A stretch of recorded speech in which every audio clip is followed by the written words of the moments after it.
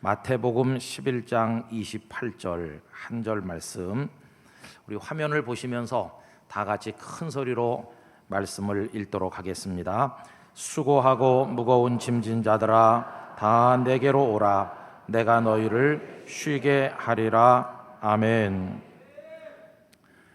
IMF가 일어난 지가 이제 제법 되지 않았습니까? 이제 그 조금 후인데 제가 부산에 와서 알게 된 어떤 분이 저를 찾아오셨습니다. 근데 그분이 사업을 하는 분이세요. 근데 IMF의 직격탄을 맞아서 사업이 부도가 나고 그분은 수감이 되었습니다. 그래서 고생을 하신다는 이야기를 들었는데 저를 찾아오셨길래 깜짝 놀랐죠. 그래서 위로도 하고 어떻게 이렇게 갑자기 오셨는지 만나서 얘기를 했는데 그분 말씀을 들으니까요, 참 마음이 안 됐어요. 왜냐하면 이제 그 감옥에서 계시다가 고생하다 나오셨잖아요. 근데 집에 오니까 이게 웬일입니까? 아내도 아이들도 없어졌다라는 것이에요. 어디로 갔는지, 우리 이사 가요 뭐 이렇게 말을 하던지, 뭐 이렇게 연락이 있어야 당연한 건데, 출소해서 나와 보니까 그 집이라고 하는 데를 가 보니까 가족들이 어디로 가고 찾을 수가 없게 됐더라는 것입니다. 얼마나 막막했겠어요. 그래서 그분이 저를 찾아오셔서 그런 하소연을 말씀하는 걸 들으니까 마음이 너무나 아파요. 여러분들이 사람은요, 찾아갈 때가 있어야 됩니다. 하루 종일 일하다가 저녁이 되면 가족이 있는 가정으로 찾아가는 것처럼 언제든지 갈 수 있고 지친 몸을 쉴 수 있고 마음을 쉴 수 있는 안식처가 필요한 게 아니겠어요? 우리 고향과 같은 곳이죠. 기댈 언덕이 우리들에게는 있어야 된다는 겁니다. 근데 이분은 그게 없어졌으니까 여러분, 누가 그 심정을 이해할 수 있겠습니까? 많은 사람들이 오늘날 고향을 잃어버린 실향민과 같고 떠도는 부평초와 같고 쉴 수 있는 품을 잃어버린 불쌍한 모습으로 그저 힘들게 인생을 살아가는 사람들 너무나도 많다고 생각합니다. 우리로부터 그런 고향을 빼앗아가는 것들은 어떤 것들이 있을까요? 아마 그 원인들 중에는 그 상황이 많이 변해서 그렇게 되는 경우도 있을 겁니다. 여러분, 연극 배우 손숙 선생님을 아실 텐데, 이분이 신혼 초에는 불광동 종점에 아주 단칸방에 가난하게 사셨다고 합니다. 뭐 할 수 있는 게 없는 가운데 유일한 낙이 있다면 남편과 함께 싸구려 극장에 가서 영화를 보는 거였다고 합니다. 그 영화를 즐겼고요. 영화가 추억이 되고 영화가 생각할 거리를 제공해주고 영화가 그분들의 삶에 많은 영감을 주었다고 합니다. 그 이후에도 마음이 흔들리고 어려울 때마다 그 싸구려 극장에서 영화 보던 때를 생각을 하면서 또 삶을 추스리곤 했는데, 이제 세월이 많이 지난 다음에 그 극장을 가보고 싶은 생각이 들어서 벼르고 별러서 그 극장 있는 곳을 찾아갔더니 여러분, 이게 웬일입니까? 재개발에 밀려가지고 그 일대가 완전히 변해서 흔적도 없이 사라졌더라는 것이에요. 그 극장이 없어졌다는 것을 보는 그날 얼마나 마음이 섭섭한지, 내 정신적 고향이 사라졌구나, 이런 마음의 섭섭함을 금할 수가 없었다고 합니다. 또 그런가 하면 잡아둘 수 없는 무상한 세월이 우리로부터 고향을 빼앗기도 하죠. 우리 고등학교 다닐 때 음악 시간에 배웠던 노래가 있는데, 제가 딸들에게 이 노래 아느냐 이렇게 물어봤더니 요즘에는 음악책에 없는지 모른다고 하더라고요. 그러나 저랑 비슷한 때 학교를 다닌 분들은 이 노래를 아실 것입니다.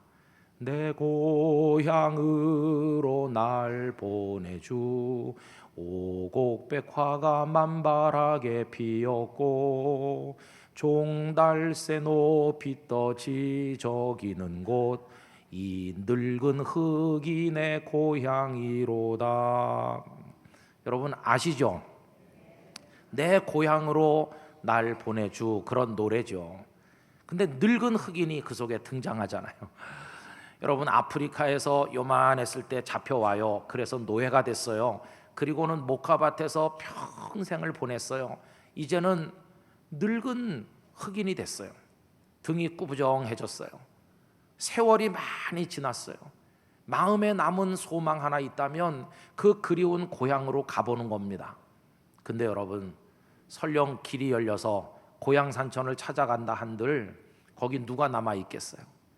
사랑하는 부모님 그리고 친구들 다 어디로 갔는지 흩어졌고 세상을 떠나기도 하고 산천은 그대로 있지만 반겨줄 사람이 없으니 찾아가 봤댔자 거기도 역시 마음에 쉴 곳은 못 되는 거 아니겠습니까? 세월이 우리로부터 사랑하는 사람을 하나 둘 빼앗아 간다는 것입니다. 또 그런가 하면 우리가 쉴 곳을 잃어버리는 이유 중에 하나는 우리 마음이 자꾸 변해서 그래요. 여러분, 결혼한 초기에는 신랑은 퇴근 시간만 기다립니다. 사랑하는 아내가 있는 집으로 빨리 가려고 어서 빨리 퇴근 시간 돌아오기를 기다리잖아요. 아내도 남편 오기를 기다리겠죠. 그러나 세월이 좀 지나고 이런저런 삶의 무게가 짓누르고 부부간의 갈등도 좀 있고 싸움이 점점 심해지고 여러 가지 살다 보면서 생기는 문제들이 누적되다 보면 나중에는 심드렁해져요. 빨리 집에 들어가고 싶던 그 남자가 가급적 늦게 들어가려고 그래요. 애꿎은 친구를 불러내서 바깥으로 빙빙 돌면서 시간을 보냅니다. 그러다가 늦게 하숙집 가듯이 억지로 들어가서 하룻밤 자는데 뭐 별로 말도 없어요. 아내는 아내대로 들어오든지 말든지 늦게 오든지 일찍 오든지 이렇게 얘기하면 우리 집이랑 좀 닮았다 그렇게 생각하는 분이 혹시 계신지 모르겠어요. 그래가지고 그렇게 사랑하던 남편과 아내가 서로에게 쉼을 제공해 주지 못해요. 그 품이 이제는 다 식어버렸어요. 이게 사람의 마음이 변하는 겁니다.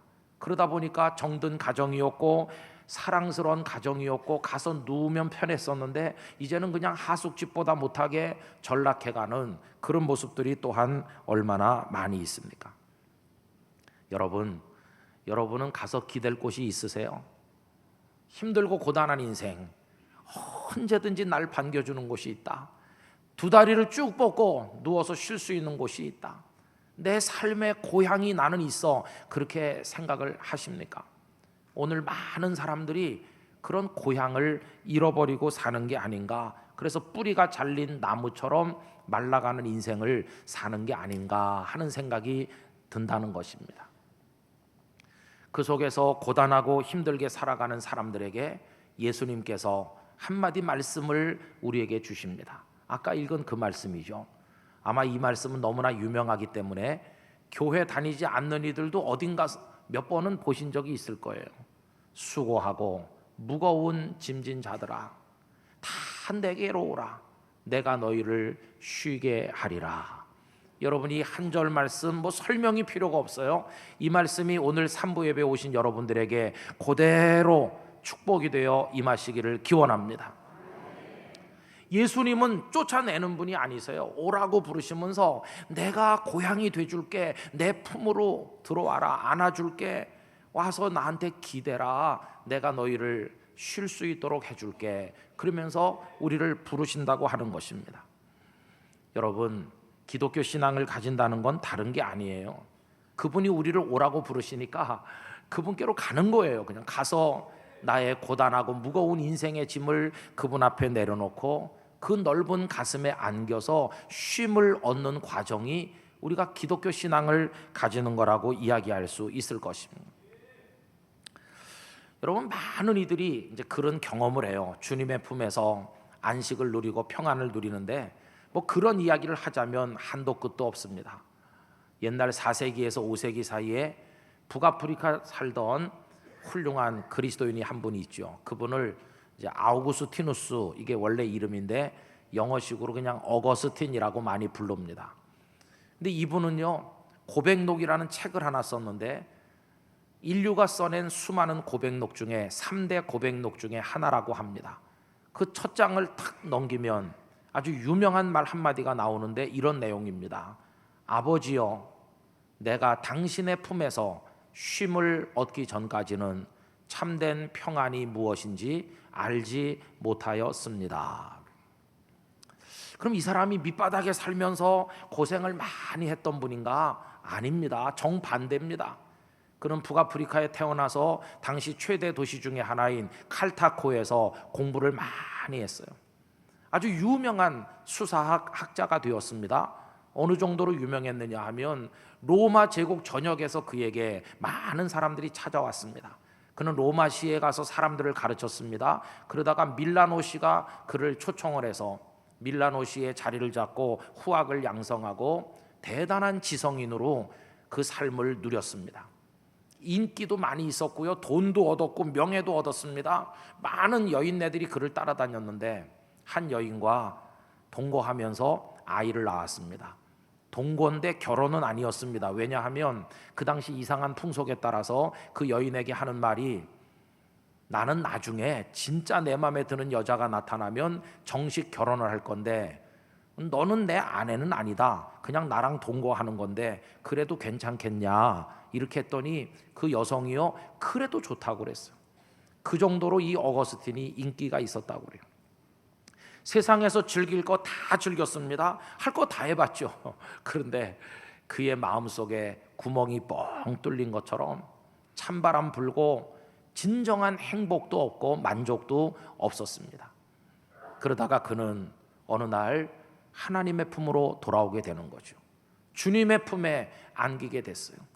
그리고는 그가 내서 하나님 앞에 올려드린 그 고백이 아까 말씀드린 그겁니다. 아버지여, 내가 당신의 품에서 쉼을 얻기 그 이전에는 참 평안이 무엇인지를 알지 못하였다고 고백을 하게 된 것입니다. 여러분, 그 비슷한 고백을 하는 사람들 많은 가운데 우리 교회에서 그동안에 자주 얘기했던 당대 우리 시대 최고의 지성 중에 한 분인 이어령 전 문화부 장관도 그런 분 아닙니까? 그분은 정말 박학다식한 분이시죠. 지성의 전당에서 70년 넘는 세월을 사셨어요. 그러나 그 지성의 전당에서 살아온 삶이 그분의 마음에 기쁨을 주지를 못하여서 연세 많은 말년에 이제 하나님의 집 영성의 전당 예배당으로 그가 옮기셨어요. 그분이 그 자신의 인생의 변화를 지성에서 영성으로라고 하는 책에 잘 표현해서 고백하고 있지를 않습니까? 저는 오늘 이 예배 참석하신 우리 땅끝교회 교인들을 비롯해서 오늘 처음 오신 분들 모두 이 자리에 앉아있는 분 중에 단 한 분의 낙오자도 없이 하나님의 품에 안식을 얻으시기를 기원합니다. 하나님의 품이 너무너무 좋은 것이구나, 그거를 맛보시는 인생을 살아가시게 되기를 기원합니다. 아까 우리 자매도 그런 얘기를 했잖아요. 기독교인들 좀 이상한 사람들이다, 그런 얘기 했잖아요. 우리 자매가 교회 다닌 지 그렇게 오래 안 됐어요. 근데 처음에는 예수 믿는 사람들을 좀 이상하게 생각하고 마음이 닫혀 있었는데 여기 와서 예배드리다가 하나님을 향해 마음이 열렸어요. 여러분, 이건 성령님께서, 우리 하나님께서 이 딸을 축복하셨기 때문입니다. 이제 그런 은혜가 우리 모두에게 임하기를 원하는데요, 아마 오늘 오신 분들 중에도 똑같은 생각하는 분이 있었을 것 같아요. 예수 믿는 사람 좀 이상해. 자기들이나 잘 믿으면 되지, 길을 쓰고 집에 찾아와서 가자 그러고 못 살게 굴고 애매기고 아유 진절머리가 난다, 그렇게 생각하는 분들이 아마 있으셨을 거예요. 오늘 오신 분들 중에도 아내 등살에, 자식 등살에, 부모 등살에, 친구 등살에 못 이겨서 큰 맘 먹고 한번 가주자, 그래서 오신 분이 아마 몇 분 틀림없이 계실 거예요. 그럼 여러분, 교회 다니는 사람은 왜 그럽니까? 왜 그렇게 힘들게 합니까? 그냥 자기나 잘 믿으면 되는데 날 데리고 가면 교회에서 일당을 주나? 그렇게 혹시 생각하세요? 아니 왜 저렇게, 자기도 바쁠 텐데 왜 그럽니까? 여러분, 일당을 드리는 것도 아니고 오히려 반대죠. 신경 쓰지요. 전화하고 찾아가고 어떤 땐 돈 쓰고 이렇게 해가지고 왜 애를 씁니다? 이유가 딱 하나예요. 다른 이유가 아무것도 없어요. 내가 하나님의 품에 안겨보니까 너무너무 좋아서 그 하나님 같이 믿고 하나님의 자녀가 돼서 같이 살다가 그 하나님의 나라 천국에 같이 가자고, 그거 하려고 여러분을 오시라고 한 거예요. 여러분이 그 친구의, 부모님의, 내 옆에 있는 친척의 그 권유를 사랑인 줄로 알고 받으시고 오늘 여기 와서 한번 앉으시는 걸 소중하게 여기신다면 여러분들의 인생에 놀라운 전환이 있을 줄 믿습니다. 오늘 그래서 저도 그런 내용의 말씀을 이제 여러분들에게 드리는 것이죠. 그럼 여러분, 이렇게 주님의 품으로 가보면 주님은 우리에게 어떤 분이십니까? 우리를 어떻게 맞이해 주시는 겁니까? 성경에 이걸 이야기해 주는 유명한 이야기가 한 토막이 있어요. 이 이야기는 예수님께서 말씀하신 겁니다. 어떤 부잣집에 아들이 둘 있습니다. 근데 작은 아들이 와가지고, 아버지, 뭐 어차피 나중에 아버지 돌아가시면 내가 차지할 몫이 있는데 그 유산으로 제게 주실 거 미리 주시면 안 돼요? 여러분, 아버지가 멀쩡하게 살아계신데 유산 운운하는 게 얼마나 이게 못된 자식입니까? 그런데 아버지는 뚝 떼서 줬어요. 그래, 이게 네 몫이다. 그랬더니 이거 다 싸가지고 집 나갔습니다. 왜? 이제는 아버지 간섭받기 싫잖아요. 이제는 내 마음대로 해보고 싶다는 거죠. 그렇게 나가서 돈을 잘 굴리면 이 재산이 늘어날 수도 있고 나도 잘 살 수 있다. 근데 여러분, 현실은 생각과는 달랐어요.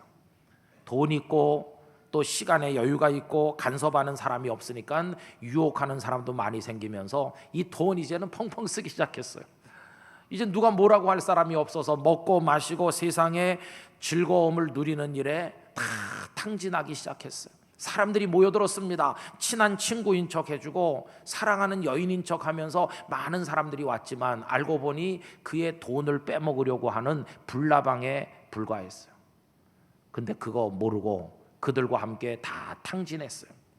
나중에 주머니가 비니까요, 다 갚버렸어요. 이 사람 걱정해주고 밥 한 그릇 주는 사람 없이 사람들의 인심은 싹 바뀌었어요. 그런데 그 지역에 큰 흉년이 덮치면서 끼니를 잇는 것 자체가 어려워졌습니다. 이 사람은 거렁뱅이처럼 됐어요. 이제는 어디 가서 뭘 해야 될지 알 길이 없게 됐습니다. 유대인들이 가장 더럽게 생각하는 게 돼지인데, 이 돼지치기로 전락해서 돼지를 돌보며 돼지간에서 같이 자고 돼지가 먹는 거 같이 먹어야 되는 신세로 떨어지고 만 것입니다. 어느 날 생각해 봤습니다. 이 넓은 세상 천지에 나 하나 가서 제대로 누울 곳이 없나? 나 하나 맞아줄 것이 없나? 나는 이렇게 돼지 옆에서 돼지 같은 사람으로 인생이 끝나는 건가? 이런 생각을 하는데 머릿속에 떠오르는 거 딱 하나 있었습니다. 아니다. 이 넓은 천지에 갈 곳이 없는 것이 아니라 내가 지금이라도 돌아갈 수 있는 곳이 딱 한 군데 남아있구나. 여러분, 그 한 군데가 어딜까요? 아버지 집이죠. 아버지 집. 이 사람은 다 털고 벌떡 일어났습니다. 이 돼지 옆에서 죽느니 아버지에게 죽든지 쫓겨나든지 어떻든지 내가 아버지 집에 한번 가보고 아버지를 한번 만나보고 이렇게 생각을 했어요. 그래서 그는 돌아갑니다. 어떻게 됐을까요? 여러분, 아버지의 집은 그에게 진정한 고향이었어요. 참된 쉼이 있는 곳이었어요. 가보니까 어떤 일이 있었습니까? 첫째로 아버지의 마음이 하나도 변하지 않고 세월이 흘렀지만 그대로라는 사실을 알게 됐어요. 사람들은 돈 떨어지자 다 버렸는데 아버지의 사랑은 그대로 있었어요. 오늘 오나 내일 오나 다시 올 날이 있을 텐데 아버지는 기다리다가 그 아들이 저쪽에서 조그만 점처럼 나타나서 다가오는데 조금씩 모습이 커지고 아들이 왔구나 알아보는 순간 이 아버지는 쫙 쫓아가서 끌어안아주고 그 냄새나고 더러운 아들을 눈물로 환영했습니다. 여러분, 이 이야기 속의 아버지는 우리 하나님이십니다. 하나님께서는요, 그렇게 우리를 향한 사랑을 거두시는 분이 아니세요. 조금 더 변하지 않으셨어요. 세월이 많이 흘러 사람들의 마음이 우리를 다 떠났지만 하나님 아버지는 똑같이 우리를 사랑하시는 분이세요. 두 번째로 그 아버지는요, 있는 모습 그대로 받아줬습니다. 여러분, 재산을 많이 늘려서 금이 환영한 게 아니지 않습니까? 다 탕진하고 거렁뱅이가 돼서 왔잖아요. 그러면은 웬만한 아버지는 꼴도 보기 싫다고 막 험담하면서 쫓아낼 텐데 이 아버지는 괜찮다고, 괜찮아 그냥 살아서 돌아온 것만 해도 너무너무 기쁘다. 여러분, 하나님은 그런 분이세요. 우리가 지난 세월 아까운 시간 탕진하고 인생을 더럽히고 부끄럽게 살기도 했고 정말 우리가 초라하게 살았다고 할지라도 하나님은 우리를 가려서 부르시는 분이 아니라 있는 모습 그대로, 오늘 내 모습 그대로 우리를 품에 안아주시고 받아주시는 사랑의 아버지이신 것입니다. 그리고 세 번째로는요, 아버지의 집은 새로운 인생이 출발되게 해주는 곳이었습니다.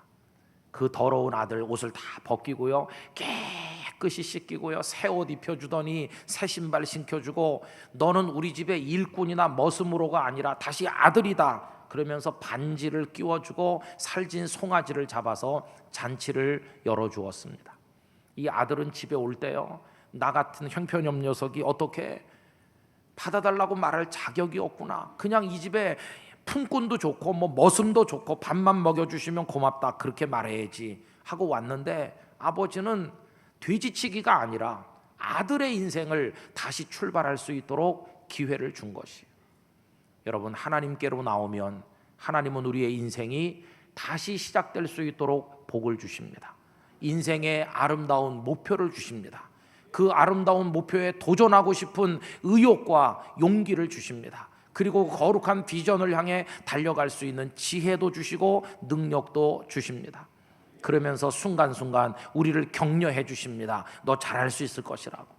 그리고 반듯한 한 가정의 남편, 아내, 멋진 자녀, 그리고 어진 부모가 되게 해주시고 세상에 나가 대한민국 국민으로서 반듯하게 살도록 우리를 붙들어 주시는 분이 하나님 아버지이신 것입니다. 그래서 하나님의 품에서 새로운 인생이 출발되도록 하신다는 겁니다. 여러분, 그렇게 그 아들이 돌아와요. 그리고 이제 시간이 좀 지났을 때 동네 사람들이 만약에 불러서 이렇게 물어본다고 해봅시다. 이복에, 자네 말이야 그동안 먼 나라로 돌아다녔다면서, 아 그래 세상 구경 많이 했겠구만, 좋은 데도 많이 가봤겠지. 근데 말이지 우리는 그런 거 못 봐서 그런데 물어볼 게 있어. 자네가 넓은 세상 돈 많이 쓰면서 다녀보니까 어디가 제일 좋은 것이던가? 이렇게 물어보면 그 아들이 뭐라고 말하겠어요? 제일 좋은 것, 참된 평안과 안식이 있는 곳, 언제 가서 기대도 좋은 것, 제일 좋은 것 아버지 집입니다. 그럼 자네가 그동안 사방 다니면서 이런 사람 저런 사람 많이 만났을 텐데 자네에게 가장 참된 사랑을 베푼 소중한 분은 누구던가? 뭐라고 말할까요? 대답 역시 아버지뿐이시죠. 아버지뿐. 성도 여러분, 오늘 처음 오신 여러분, 여러분들의 입에서도 하나님뿐이십니다. 하나님의 품만이 내게 가장 소중한 곳입니다. 이렇게 대답하는 말씀들이 나오게 되시기를 축복합니다. 그 하나님의 품에 안겨서 하나님과 함께 살아가는 것이죠. 그래서 저는 목사로서 저도 그렇고 여러분들도 그렇고 수고하고 무거운 짐진 자들을 부르시는 그 주님께로 나가서 그 품에서 사는 것입니다. 힘든 인생 그분께 다 말씀드리고 그분에게 기대고 그분이 우리 눈물 닦아주시고 우리에게 힘이 돼주시고 그 하나님께로 나가는 겁니다. 우리 그렇게 하자고 말씀드리려고 오늘 여러분들을 오시도록 한 것입니다. 그런데 그분께로 가는 길이 어딜까요? 길을 모르면 방황할 수밖에 없는데 길이 되어 주시려고 하나님의 아드님 예수님이 세상에 오셨어요. 그분은 내가 곧 길이다 말씀하셨어요. 그리고 그 길을 내셨는데 그걸 위해 십자가를 지고 우리 죄를 대신해서 죽으셨어요. 그 십자가를 길삼아 그 십자가를 지신 예수님의 안내를 받아서 우린 하늘의 하나님 아버지께로 나가게 되는 것입니다. 우리의 과거가 다 깨끗하게 씻겨 용서될 것입니다. 그리고 우리를 하나님의 아들과 딸로 맞아주십니다. 우리를 품에 안아주십니다. 그리고 우리로 하여금 천국을 향해 쭉 나갈 수 있도록 이끌어 주실 것입니다. 그리고 얼마나 더 살지 모르지만 짧은 시간 살아있는 동안에 하나님의 뜻을 따라 멋진 인생을 살도록 우리를 도와주실 것입니다. 여러분 모두가 그 축복을 누리게 되시기를 기원합니다. 이제 말씀을 마치기 전에 동영상을 하나 보실 텐데 여러분들에게 의미 있는 시간이 되기를 바랍니다.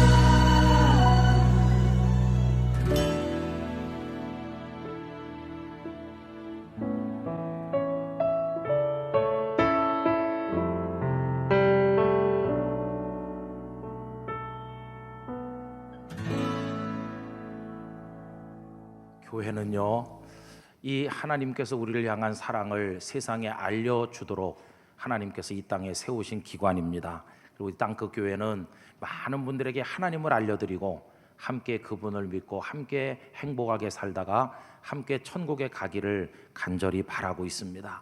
누구든지 결심하면 우리 형제 자매가 되셔서 우리와 함께 하나님을 잘 믿게 될 것이고 우린 여러분들을 위해 기도하고 도와드리게 될 것입니다. 오늘 오신 분들을 진심으로 축복하고 환영하면서 여러분 모두가 이 은혜 속에 들어가시기를 우리 예수님의 이름으로 축원합니다. 다 같이 이제 기도하십시다. 오늘 초대받아 오신 분들 한번 생각을 해보십시오. 아, 그렇구나. 나 이제 하나님을 믿고 싶구나. 하나님의 아들과 딸로 살아야 되겠다. 앞으로 내 남은 시간이 얼마나 될까? 하나님, 고단한 인생이지만 하나님 안에서 위로받기를 원합니다. 저도 괜찮습니까? 저 그렇게 훌륭하게 살지 못한 거 많지만 저 괜찮습니까? 주님은 말씀하십니다. 괜찮다고. 누구나 다 내 사랑하는 자녀라고 말씀하십니다. 여러분, 그 결심을 하실 수 있는 기회가 이제 온 것입니다. 우리 다 눈을 감았는데요, 여러분, 나 하나님을 믿고 싶어요, 나를 도와주세요, 그렇게 생각하는 분은 그 자리에 조용히 일어나시면 됩니다. 아무도 보지 않습니다. 인도자와 같이 일어나셔도 되고요. 여러분들을 하나님이 기뻐하실 것입니다. 사랑하고 축복하실 것입니다. 다 그 자리에 일어나셔서 여러분들의 마음을 하나님 앞에 드리시기를 바랍니다. 제가 기도해 드리겠습니다. 하나님 아버지, 오늘 예배를 드리면서 많은 분들이 교회 처음 왔습니다. 어려운 발걸음입니다.